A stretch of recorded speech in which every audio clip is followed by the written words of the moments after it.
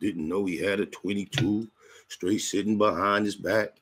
Hey, you know, one of my favorite verses to recite. This is why I call Ice Cube the GOAT, cuz when I got to meet cuz, I spit this shit for him.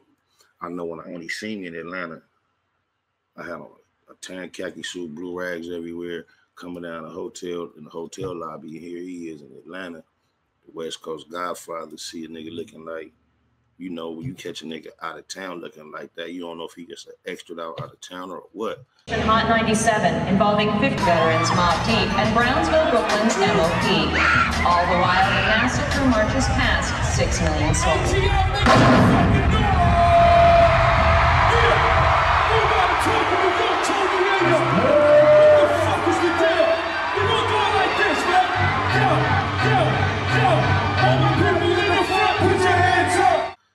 So when I approached him and let him know I was from the city, I didn't want to appear too aggressive, but cuz this diverse, cuz this nigga Ice Cube know how to make child sound gangster. Cuz that nigga say, I was told, cuz I didn't witness the whole act. In and out was the movement of the Bozak.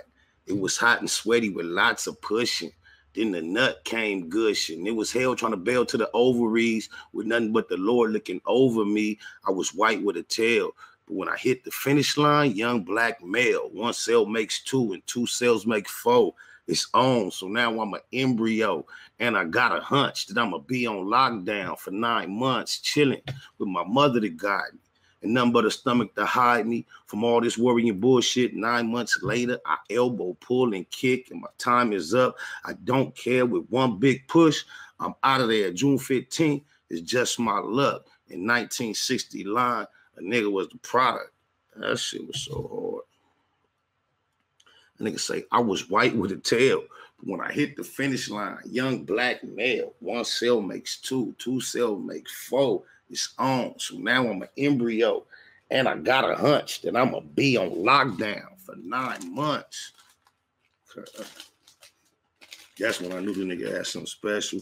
Not only then I knew another thing he did, like, what I always, as a youngster, used to know, I used to note that would make you a good rhymer is that if you say something and then your next line can be a surprise.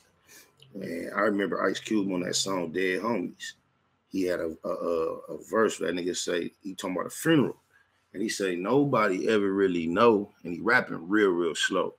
And it's a real simple rhyme pattern.